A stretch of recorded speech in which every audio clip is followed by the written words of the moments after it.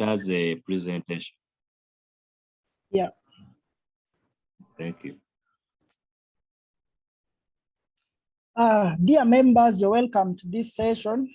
Sorry for the delays because we've been trying to connect, but we are going to be talking about externalizing disorders among children and adolescents. And those are my names, Richard, and I'm a senior lecturer, scientist, and I'm specialized in child and adolescent mental health and addiction.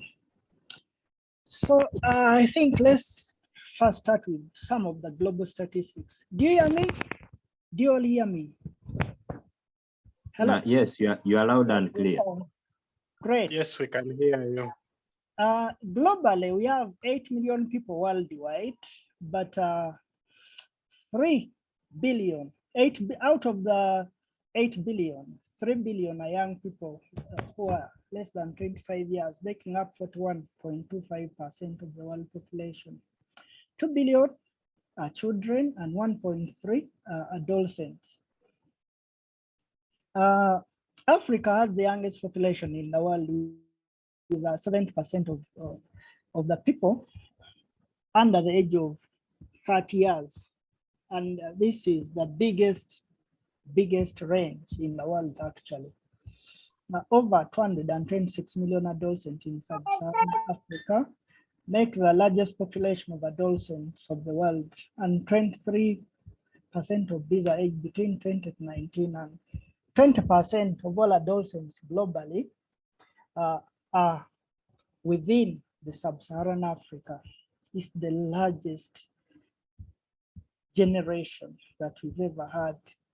But in this generation, our children have mental health problems because it's a region where we find a lot of disparity, socioeconomic challenges, and adolescents happen to be more vulnerable to these problems. 50% of the mental disorders have the onset before the age of 14, and 75% before the age of 25. So this is a population that we need to really help if we are to score or to acquire anything substantial, because one, it's a big population. Two, it happens to be within our region. And three, these are the people of tomorrow. So how do we help them so that we can have a healthier population? 10 to 20% of children and adolescents worldwide experience mental health problems to some extent. And in sub-Saharan Africa, 1 out of every 7 children, that's 14.3%, and adolescents experience significant psychological problems. That's almost 10% qualify for a psychiatric diagnosis. Children and adolescents with or without HIV significantly affected by these mental health problems. Among children and adolescents with HIV, the prevalence of DSM-5 psychiatric disorder was 17.4%. This is a study that we did with my mentor, and out of these, 9.6% had problems, behavioral problems. And out of these, 5.3% had attention deficit hyperactive disorder. So I think you're beginning to see where we are pointing, because this is a significant population and the problems are very real. So we need to address them. A survey of 3,516 participants within our region, that's Tanzania, Ethiopia, Burkina Faso, established that 1 out of every 10, that's 9.2% children and adolescents attending school have externalizing problems. But most of these problems are never identified, never treated, never managed. So according to the DSM-5 externalizing behavior and disruptive impulse control disorders include behaviors that violate the rights of other people, bring the individual into significant conflict with society norms and authority figure, and they are involved with the police. Externalizing disorders specifically refer to the disruptive behavior disorders, and these are characterized by the outward directed behaviors and non-compliance, aggressiveness, overactiveness, and impulsivity. These disorders include, but not limited to, 3. That's attentional deficit hyperactivity disorder, conduct disorder, and opposition defiant disorder. For these minutes, we are going to be talking a little about those, and we shall look at the epidemiology, we shall look at the risk factors, we shall look at the management. The first one that we are going to talk about is attention deficit hyperactivity disorder, which involves excessive levels of activity, fidgeting, squirming, running around, and the inappropriate behavior, being inconsistent, inconstant, and distractibility, difficult concentrating, making careless mistakes, not following instructions, being forgetful, having difficulty with peers, and these happen, persist. So if you had to look at a DSM-5 criteria, attention deficit hyperactivity disorder is a disorder of multiple problems that involve a pattern of inattention or hyperactivity, impulsivity that interferes with the functioning or development, as characterized by at least 6 symptoms of inattention, hyperactivity, and impulsivity, which persists for at least 6 months to a degree that's inconsistent with developmental level and that negatively impacts on social and academic functioning. So you see, that's what DSM-5 guides us to look at. Now, when you look at these symptoms, we have those for inattention on the left and hyperactivity, impulsivity on the right. Failing to pay close attention to details, difficult concentrating, not seeming to listen, difficult organizing tasks or things, often avoiding or disliking or being reluctant to do tasks or sustain mental activity, easily being distracted, forgetting daily activities, and quickly losing interest. Then those for hyperactivity include fidgeting or squirming. We have often leaving seat when they are supposed to remain seated, running around, and often being unable to play or engage in leisure activities, being on the go as if driven by a motor, talking excessively. Then the symptoms of impulsivity can include often blurting out answers before they even know the answer. They can raise up the answer and give out, but it's the wrong answer that they give. And often having difficult waiting for their turn if it involves waiting for turns, and interrupting or intruding others. So these symptoms are extremely very serious and can impact on the social and academic functioning. So according to the DSM-5 criteria, either we look at A, which we have looked at above, looking at 6 or more of the symptoms of inattentive for at least 6 months in to a degree that is maladaptive, and that wouldn't be expected of that child's age. If we look at some of these, like carelessness, making careless mistakes, not following instructions, being easily distracted, and so on. Then the other one, the other criteria B, is 6 or more of these hyperactivity, impulsivity symptoms present for at least 6 months to a maladaptive degree that wouldn't be expected for that age, like fidgeting, running around, and being driven by a motor, as if somebody is being driven by a motor, not being able to settle when required to settle.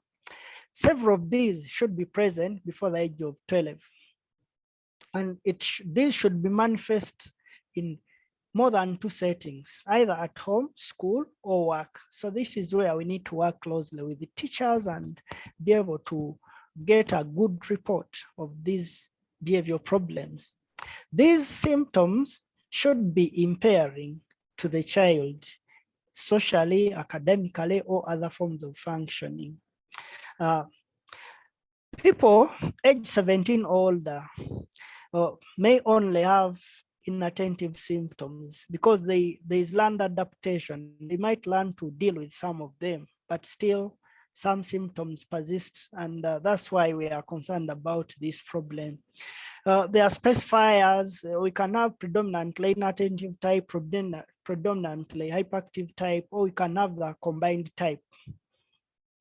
And majority of them happen to be combined. Differential diagnosis can include conduct disorder.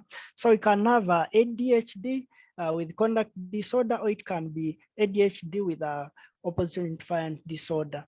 But we shall be looking at these, how they are comorbid with each other, all of these three. When we talk about ADHD, we should be careful because there are some children in the population who are normal but may exhibit some of these symptoms, but not to a degree that it impairs their social and academic functioning. Like here, we have children with ADHD and those without. There are children without ADHD who may blurt out answers. That's 10.6% of the population, but it doesn't mean they are having a disorder because they are able to function socially, academically. When you look at their school reports, teachers report that they are productive, they are doing quite well. So easily being distracted, that happens more among the children with ADHD, but can also happen in the population of children without ADHD, but just having the highs. We have the highs and the lows. Not being able to complete tasks, common among children with ADHD, but might also occur among children without ADHD. Not following instructions. Of course, there are those minor loss of attention that children get. Even when you're teaching, somebody may drift off, then come back shortly. But we keep looking at the social academic functioning, engaging in physical dangerous activities, fidgeting, all occur, but they are more eminent and cause more functional problems among children with ADHD as compared to those who might just have behavioral excesses but function normally, and they are able to progress on with school and go to other classes. So sometimes ADHD is comorbid with other problems like anxiety and depression. I had a previous talk about anxiety and depression. In a study that we did among children with ADHD, we realized that it was 6%. Children with ADHD and HIV. But in the normal population worldwide, it ranges between 8 to 11%. So our prevalence rates were within those expected, but though a little higher. But these were children, adolescents with HIV. This is a study that I led with my study team. And in the non-clinical population of children attending schools in Entebbe, our team did a study, but the prevalence rates were low, 2.8%. So this shows that this problem might be less or more in the population of children that attend schools, but much of our studies have been among children and adolescents with HIV. It's more common among boys than girls, and maybe because boys have more likely to be aggressive, probably. But symptoms may persist beyond childhood to adulthood. Numerous longitudinal studies have demonstrated that 65 to 80% still exhibit symptoms. So we have adults who have ADHD as well, and 80% of adults continue to meet a criteria for remission. When looking at the etiology, we have perinatal prenatal factors, low birth weight, but this can be mitigated by later maternal warmth. Maternal tobacco and alcohol smoking has been demonstrated many times. We have environmental toxins, limited evidence for food additives, though some sources suggest that these can be causative, but there is no evidence that refined sugar causes ADHD. Nicotine, maternal smoking is a high risk factor for this, and exposure to tobacco in utero associated with the symptoms has been reported in many studies. So these happen to damage the dopaminergic system and result into behavioral disinhibition. When you look at the etiology, we have the parental-child factors, parent-child relationship, and parents give more commands and have more negative interactions, are more likely to promote this negative behavior. But there are also family factors, which includes genetics and its interaction with neurobiological factors. So all these contribute or maintain, but do not cause. So we have those that directly cause, we have those that maintain. But in a lump sum, in all our previous studies that we've done, they demonstrate that children with ADHD are more likely to perform poorer in school, and similar findings have been revealed by other studies. And children, adolescents with ADHD happen to have more disciplinary problems as compared to those without. Then problems with the school authorities. They happen to have more problems in social functioning than those without, and also they happen to have other behavioral problems and problems to do with adaptation. In treatment of this problem, stimulants are quite effective, like Ritalin, Adderall, Concerta, etc.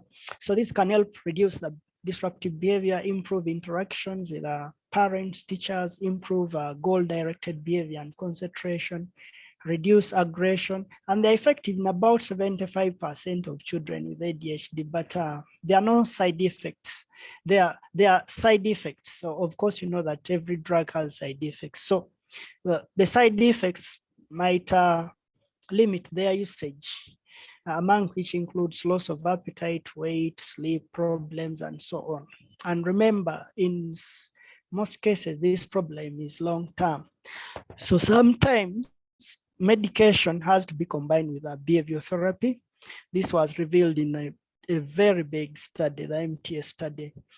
But slightly better than medication alone. It's wise to have the behavioral treatments. This can help improve the social skills, whereas medication alone cannot improve the social skill. The 3-year follow-up found superior benefits from superior benefits of medication never persisted for a long time, but they were good for a short time. So as we talk about treatment, it's better to have both the medication and the psychological intervention and parental interventions. And this can help to control that behavior. Change in classroom management is quite effective to enable these children progress on with their schooling, and behavior monitoring and reinforcement of the appropriate behavior. The others include supportive classroom structures, brief assignments, immediate feedback, task-focused styles, and breaks for exercises. The second disorder, probably the one that most people happen to be interested in, is conduct disorder.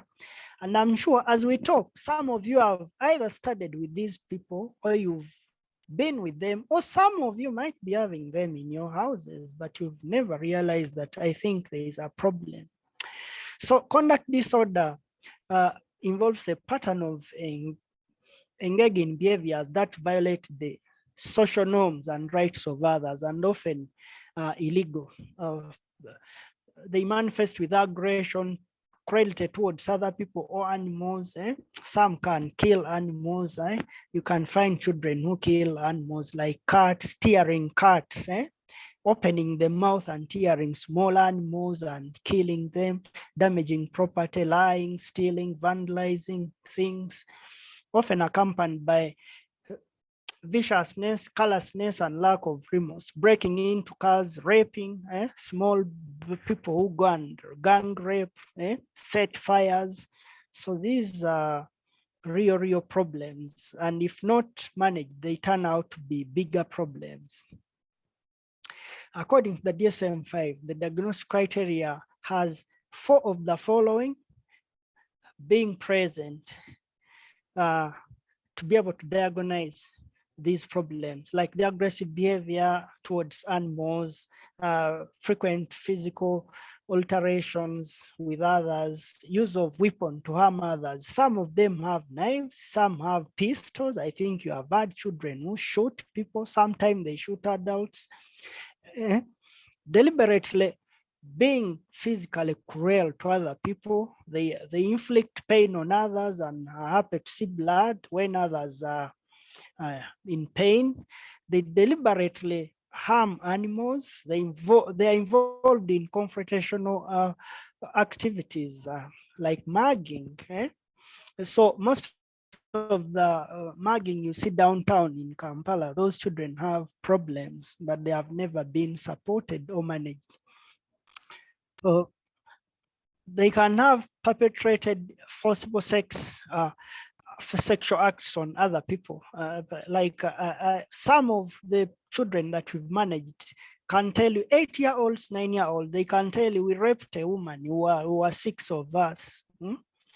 So others include property destruction, setting fires, breaking into cars, and engaging in non-confrontational economic order crime like breaking and entering into houses, shoplifting, disregarding parentals curfew prior to the age of 13, running away from home for at least 2 times. They ran away from home, having been truant before the age of 13. And the preceding criteria is accompanied by the following.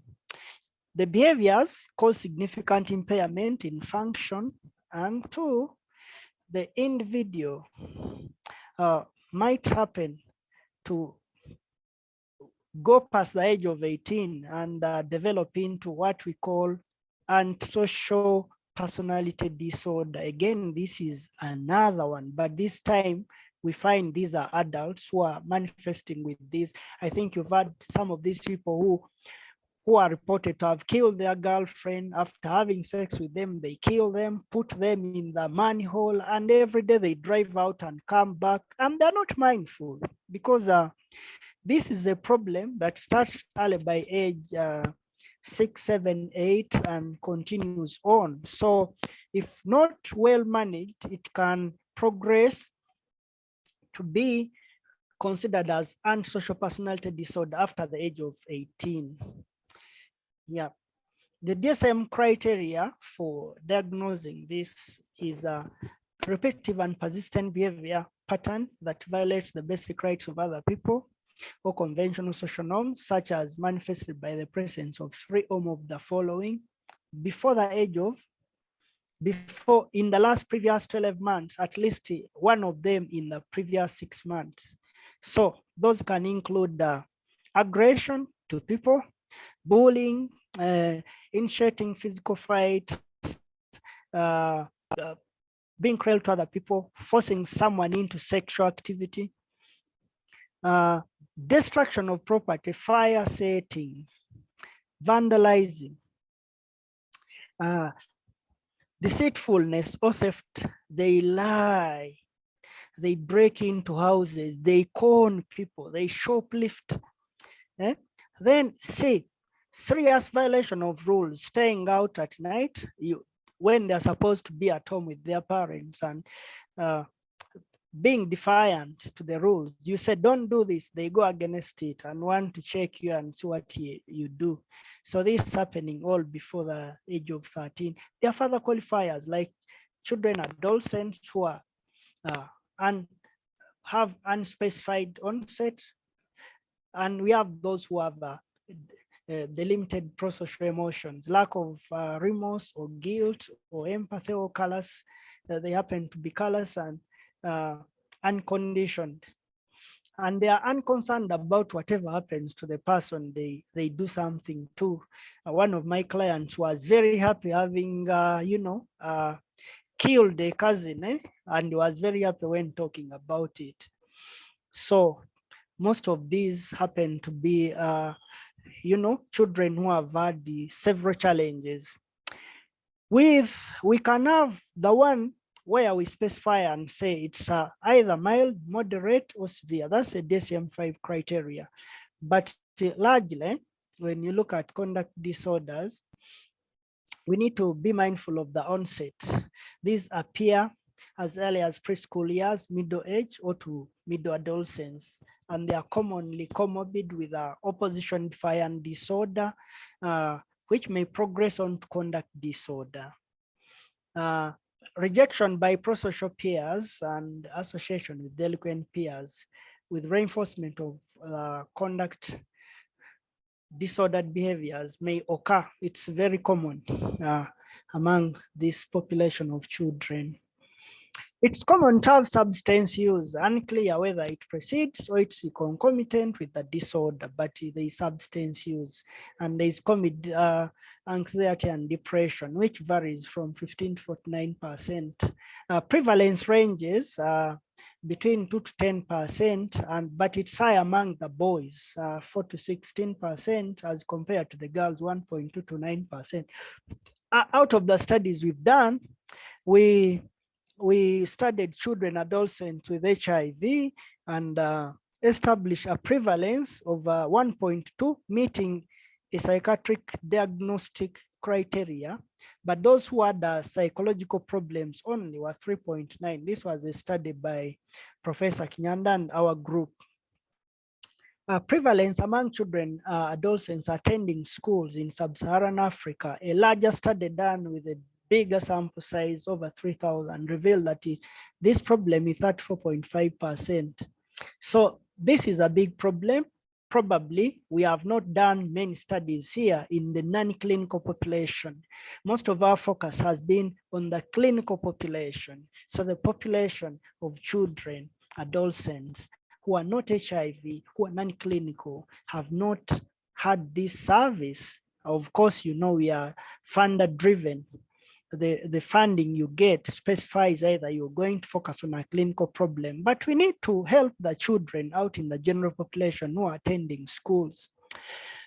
Two different distinct conduct disorder types exist. There is the life course persistent pattern of the antisocial behavior. This one may progress to antisocial personality disorder. Then there is that adolescent limited maturity gap between physical maturation and the rewarding adult behaviors. So there are those two types which exist there. Longitudinal studies show that these problems persist into early adulthood and include academic underachievement, neuropsychological deficits, ADHD, family psychopathological problems, poorer physical health, lower socioeconomic status, and violent behaviors. Conduct disorders might relate to other problems among children and adolescents, like we have those who have intermittent explosive disorders, but that is not conduct. You might have a youth who can shout and want to blow you up, and he's shouting in your house, but it's a stage. Later they outgrow it with or without therapy. But this one is different. This is a disorder. So you might have children who are aggressive and impulsive, but it may not be pre-planned. So we need to be very specific when focusing on the disorder and not the disorder. So position-defined disorders does not meet the criteria for conduct disorder, especially when you look at the extreme physical aggressiveness.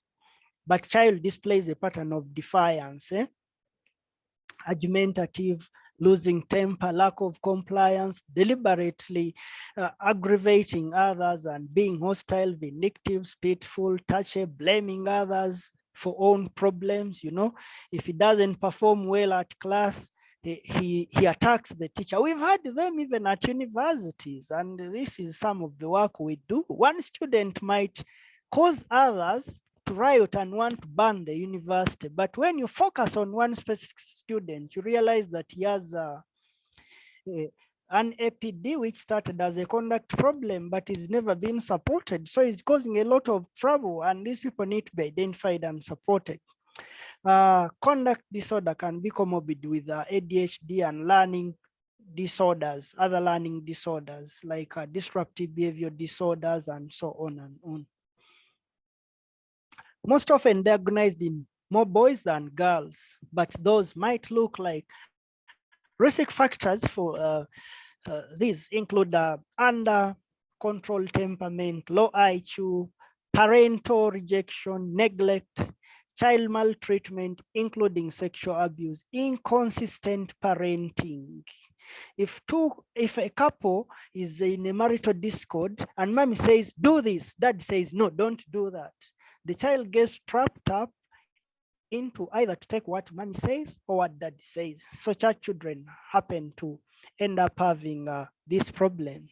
Parental history of attention deficit disorder or attention deficit hyperactive disorder and conduct disorder is identified as a risk factor as well. Parental drug and alcohol abuse and dependency. On a sad note, parents of children, adolescents who are having antisocial personality problems may to a large extent happen to be a prey to that, because there are many factors at play. One, the genetic, or two, the social factors, the parenting itself. Parental overindulgence, development of a sense of entitlement, lack of concern further, self-absorption, unrealistic expectation, and frustration when these expectations are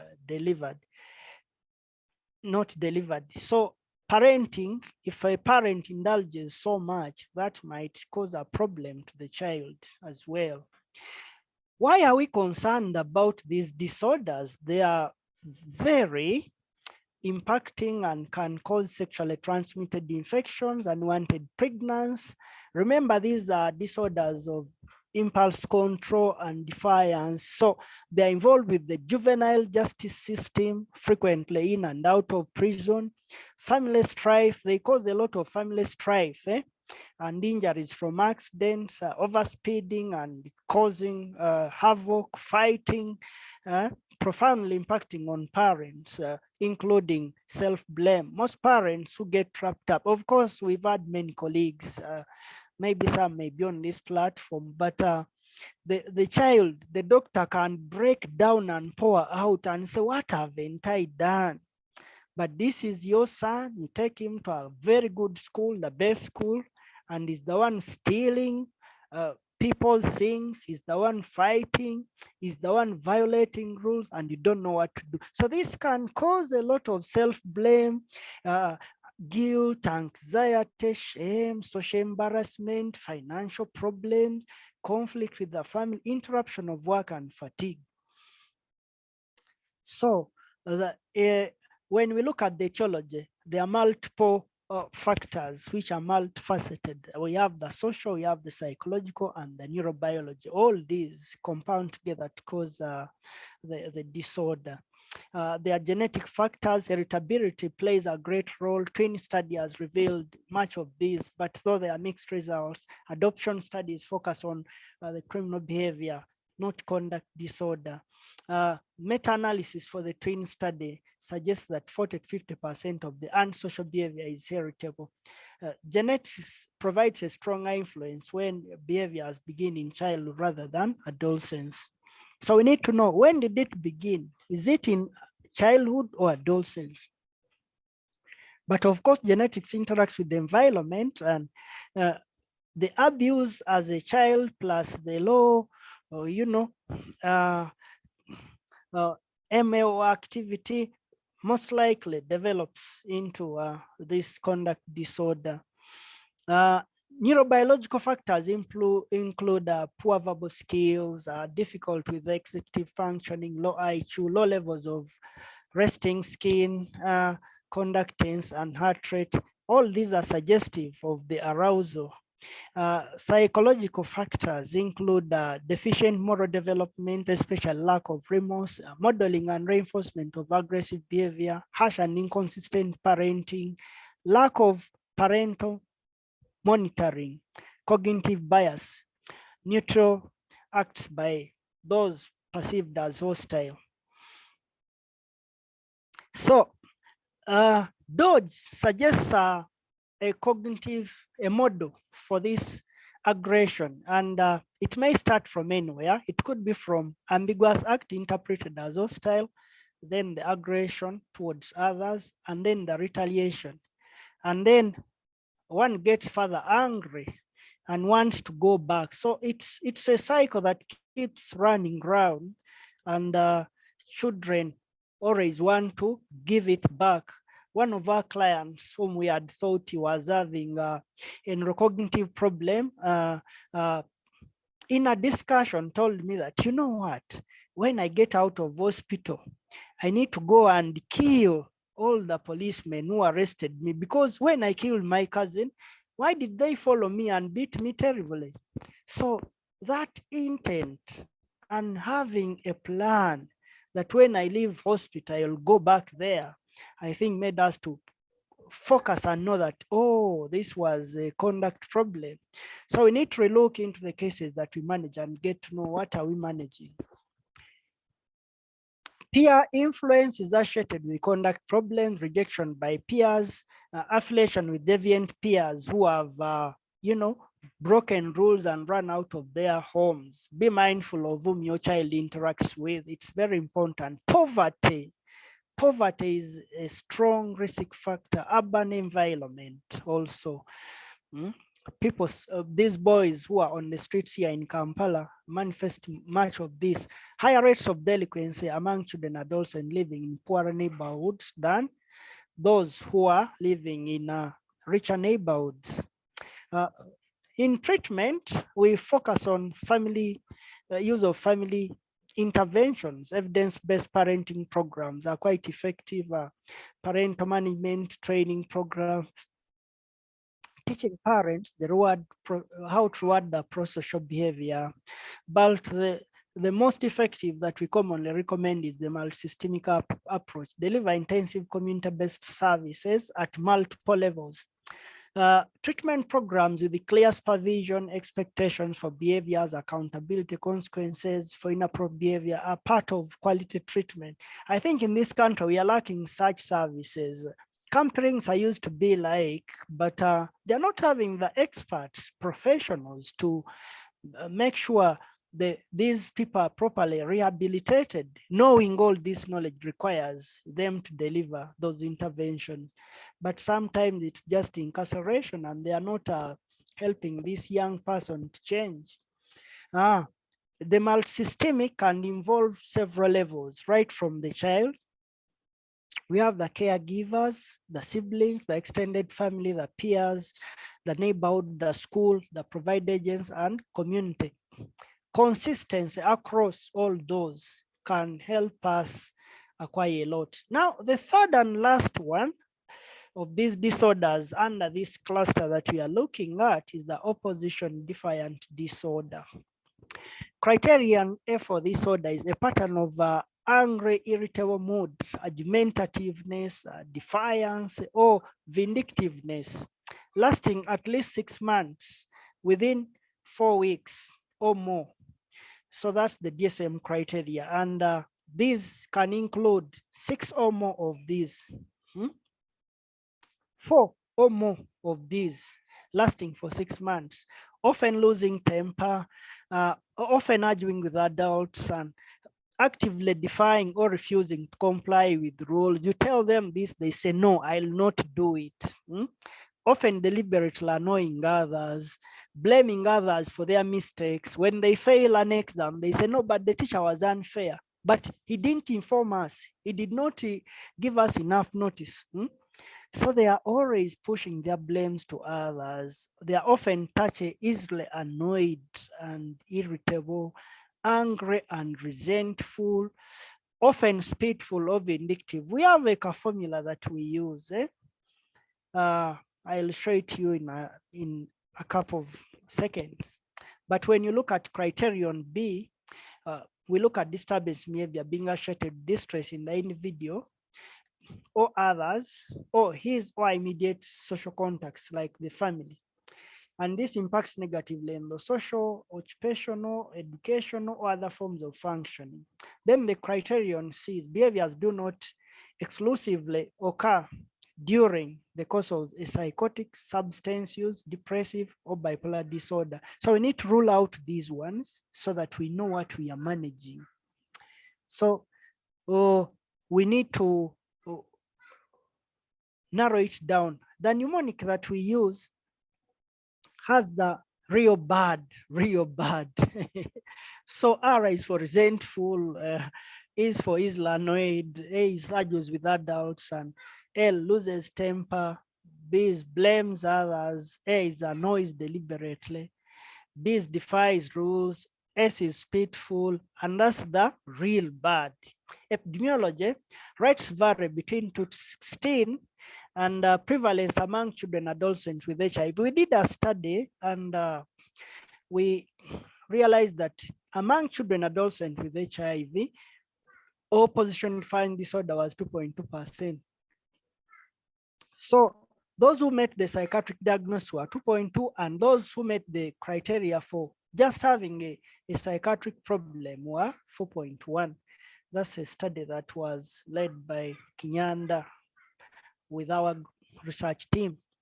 Rates decrease with age and diagnostic stability exists. There is greater stability with more severe ODD and CD.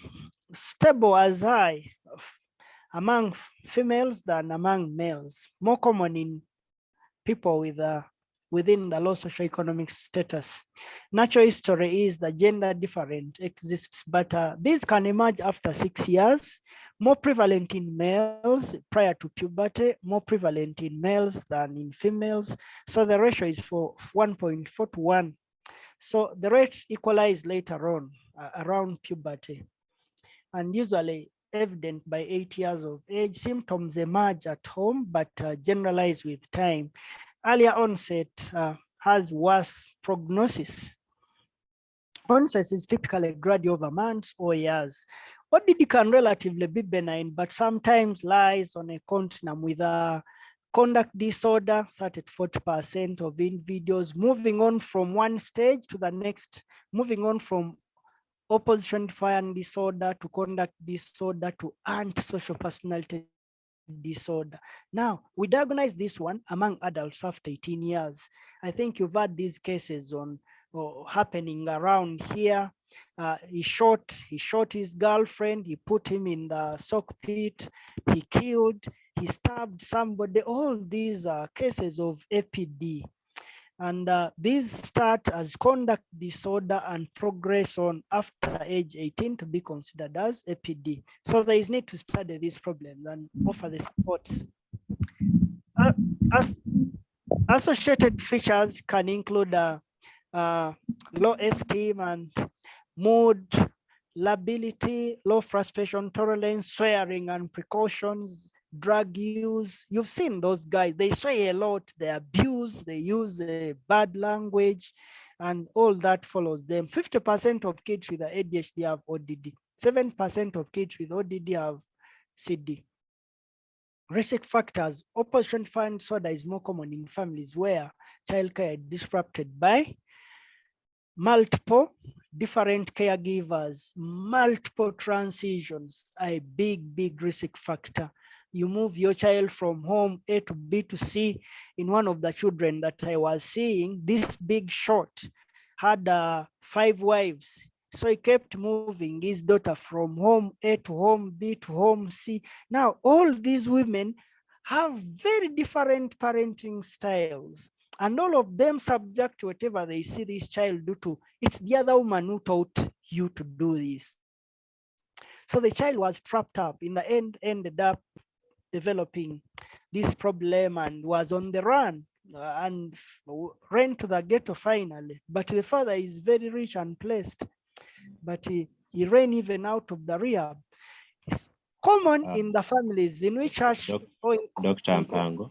Yes, please. I'm sorry for interrupting the wonderful presentation. We are humbly requesting that Yes. we do more distilling so that by around 9:15 we allow people to ask a few questions. Yes. So yes, and we summarize everything. But thank you so much. We are learning a lot. Yeah, it's okay. Let me summarize it. Yeah, let me just summarize so that you will get my notes. Much of this will be in my notes. So common in families with inconsistent parenting, families with neglect, investigations should include biopsychosocial, look at the parenting and family factors, peer relationships, child level mental processes. You also look at predisposing factors, rule out trauma, precipitating factors, perpetuating factors. Prognosis might depend on several factors, but the increased antisocial behavior might persist. So in treatment, we use a behavior modification and parent training. It's important to focus on early identification to draw programs that can rehabilitate people when they are still younger. So in conclusion, this area is very promising for growth, and there is need for longitudinal research. There is a gene environmental interaction that needs to be carefully studied to inform our next level practice. There is a need for locally appropriate treatments that can work in this part of the world. And looking at the novel developments, moving forward, it's important to screen children in schools. It's important to implement policies. Of course, we've had the child adolescent mental health policy. We all contributed to that, but has it been implemented? Are all children in schools being screened for these problems? There's need to determine the burden among children, adolescents in the normal population. Most of our studies have been in the clinical population. Part of my work after my PhD in 2018, I developed several instruments, but some of these are those that screen out for the most common disorders that can be used by clinicians who are having a long queue, and you need to find out what this is and have an impression. There's need to pilot interventions that can assess for feasibility, accessibility, and efficacy of these interventions. Thank you very much. Thank you for listening to me. Questions are welcome. Wow. Dr. Mpango, thank you so much for that great presentation. We have learned a lot, and actually, as you were talking, many of us were looking